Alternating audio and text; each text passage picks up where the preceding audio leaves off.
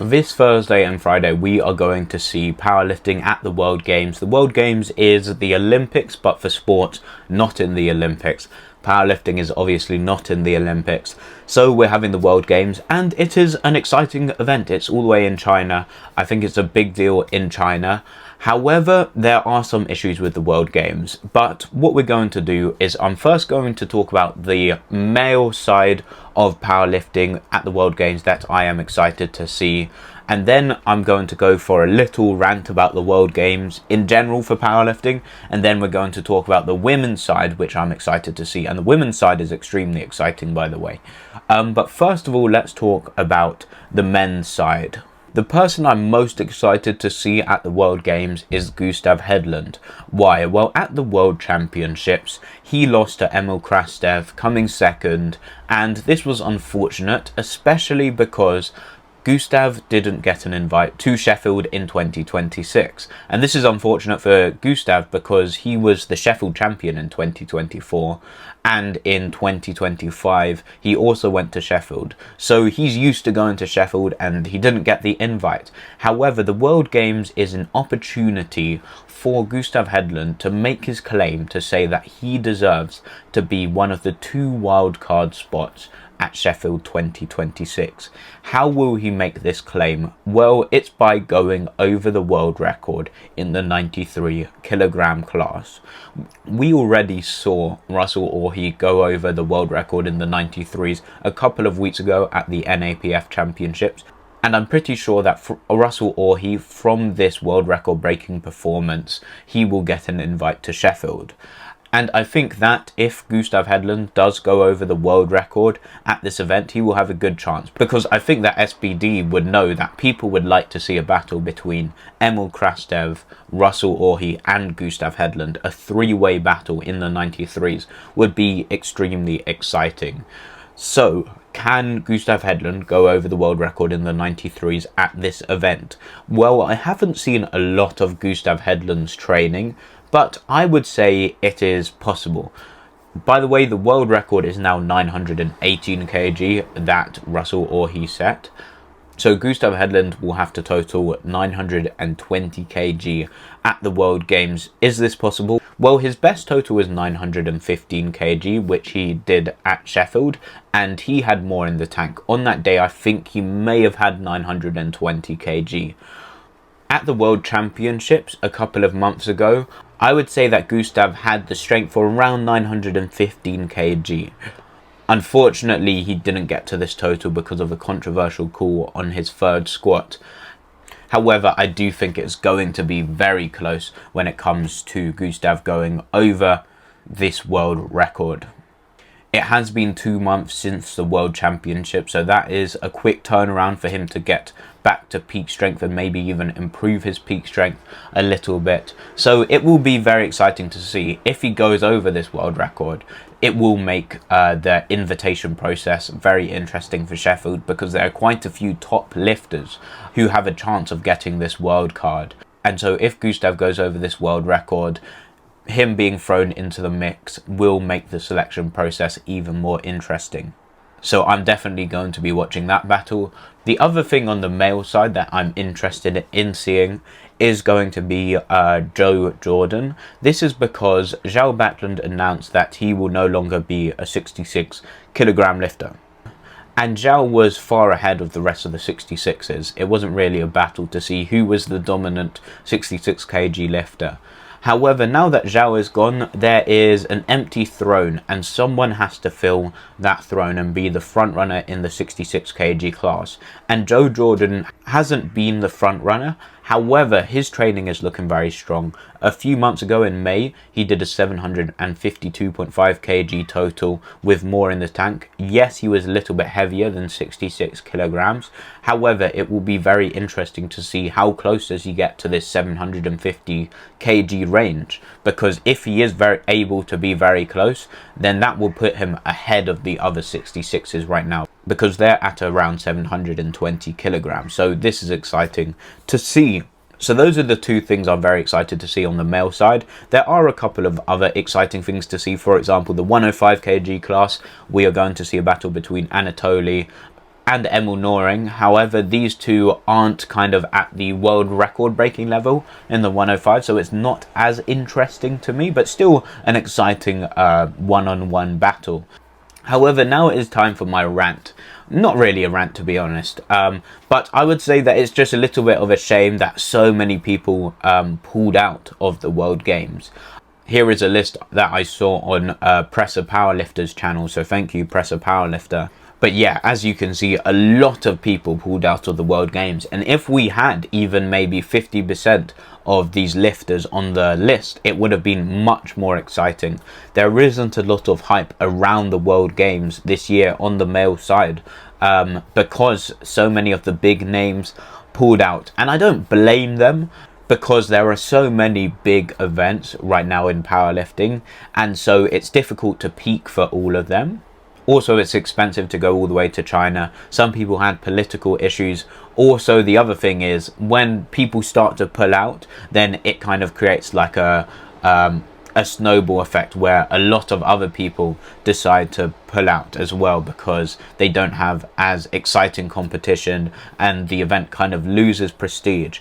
And I think that the lack of hype behind the World Games currently, because there used to be hype, but I think the lack of hype kind of does show the importance of, first of all, having very strong record-breaking lifters at an event to give it hype, but also personal branding. Because we don't have a lot of big names who have like a big following on social media at the event, and so I do think that this makes battles just less interesting, because we don't really see people's training if they're not big on social media as much. There's usually not as much back and forth on social media and stuff like that. Now, I'm not going to blame a lot of the lifters here for not kind of working on their social medias. A lot of them, their English isn't their first language, and so it's difficult for them to kind of break in to the kind of English crowd in powerlifting. However, I would say that it is a lesson that personal branding is so important in powerlifting. If you're a top powerlifter, you need to be posting consistently, because it just gives hype behind the battles. And if you even think about Russell Orhe, probably the reason why Russell Orhe is going to get his invite for Sheffield, his wildcard invite, isn't because he is the strongest or even most likely to go over the world record. Yes, he is likely to go over the world record, but there are a few other people that are more likely to go over the world record in their respective weight classes. However, because Russell Orhe has such a big following, SBD are much more likely to pick Russell Orhe to go to Sheffield compared to other lifters. Even if Gustav broke Russell Orhe's total at this event and totaled 925 kg, I wouldn't be surprised if they still picked Russell Orhe to go over Gustav Hedlund if they had to make a choice between these two, just because Russell Orhe has the bigger name. So yeah, it is a lesson that for people to get hyped for events, we do need big names with big personal brands. Moving on to the women's side. Now, at the World Championships this year, the women's side was so much more entertaining than the men's side. On the male side, there were pretty much no battles, but on the women's side, it was very entertaining. And I would say, once again, the women's side is carrying the World Games. Let's first talk about the super heavyweights. We are going to see a rematch between Brittany Schlater and Sunita Müller.